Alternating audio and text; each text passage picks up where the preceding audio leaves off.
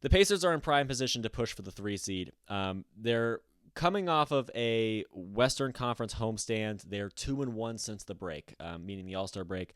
They beat the Grizzlies at home, they beat the Clippers at home, and then they lost to the Nuggets last night. But again, 2-1 since the break and climbing. They're still the best, if not then one of the best teams in 2025. The Clippers win. They beat the Clippers 129-113. This was a very nice win at home. They were without the Clippers were without Powell and Kawhi. Obviously, without Kawhi, the Clippers clearly to me didn't have enough scores without Powell. Harden had 31. Zubac had 22. This is really an opportunity for Harden to shine as he was the number one guy, pretty much all alone, at least shooting the basketball. But they didn't have enough scores. The Clippers clearly didn't have enough wherewithal on offense to make anything happen on the road. Tyrese was fantastic. He had 29 points, 12 assists. He had 17 points in the third quarter. That was a period where the team had 35. It's a home win against a playoff team. We don't mind if we just pick this one up and walk away with it, right? This win over the Clippers, to me, honestly, might not be a playoff team. I'm a little bit concerned if they don't get healthy in time. And if Kawhi isn't playing and whatever, the Clippers aren't good. And then this is a situation where LA is currently tied for the 6th seed with Minnesota, who's only looking better and better by the day.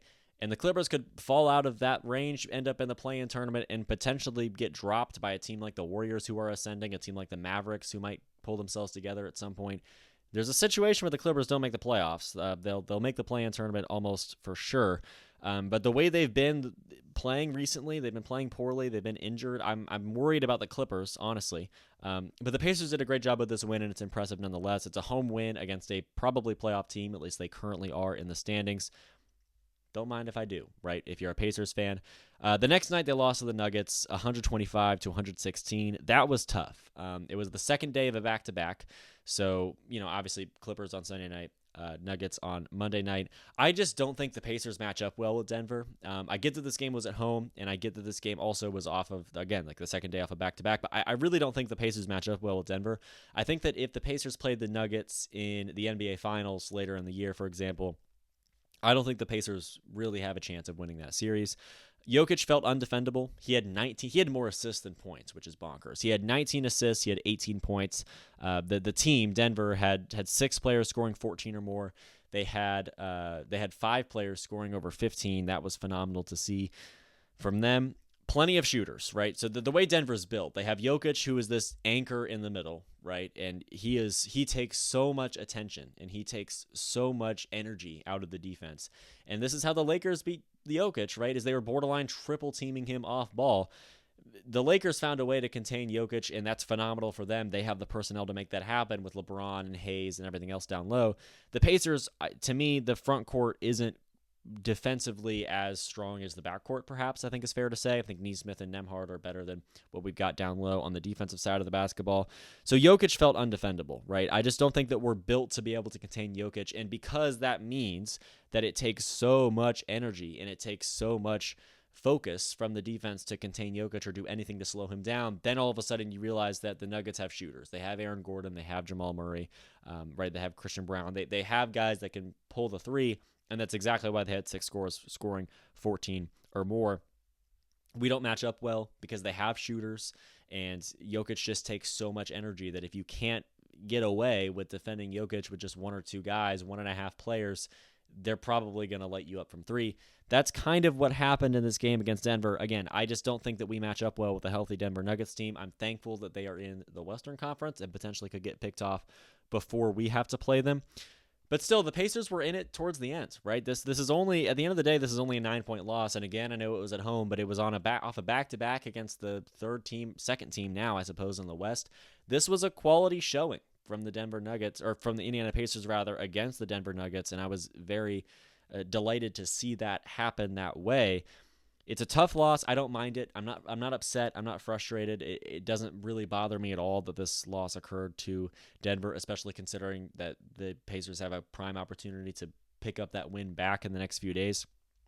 It's a tough one. We don't match up well, but I didn't mind it one bit, and especially paired with the Clippers win and a couple days prior, the win against the Grizzlies, I think the Pacers truly are having a great stretch and are in prime position to overtake the Knicks in the East. Not soon, but they can really chip away at that, right? They can chip away at that 4.5 game deficit. And that brings me to my next point about the landscape of the East, right? The Pacers are technically fifth with an identical record to Milwaukee. So remember, Milwaukee's 2-0 against the Pacers this season, so they have the tiebreaker. They have identical records at in the 4 and 5 spot.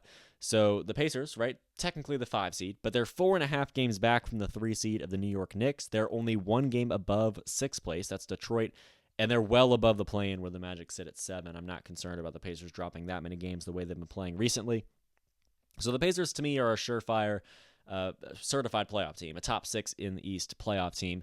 They're only a game above Detroit. So if the Pacers, if they mess around, they might find out if Detroit continues to win and if the Pacers put themselves in a position to dip below them. But I think it's more likely that the Pacers put themselves in a better position to catch up to the Knicks. Again, there's a 4.5 game difference there.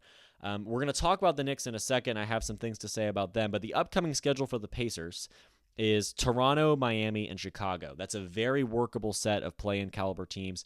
They get Toronto and Miami at home. The Bulls game is, of course, on the road. A very workable set of games right there. Very well could be 3 wins in a row.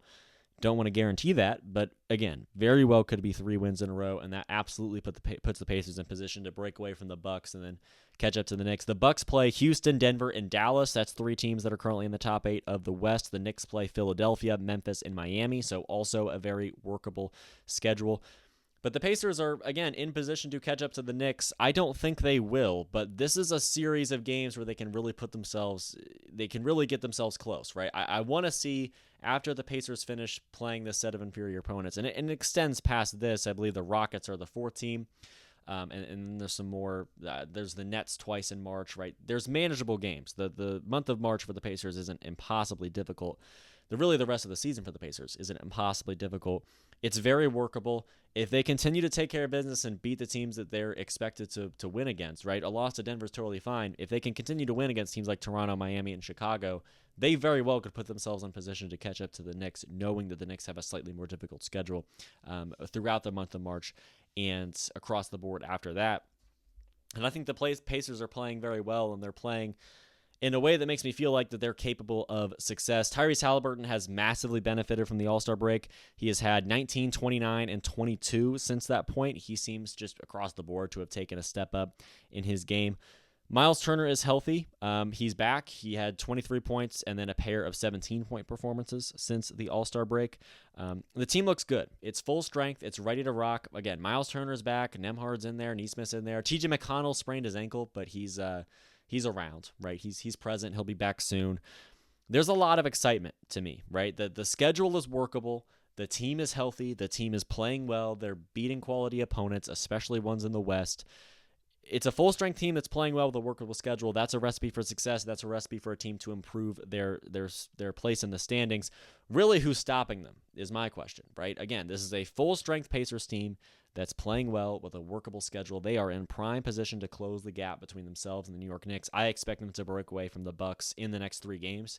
The Bucks reasonably could lose all 3. I don't think they will, but they could.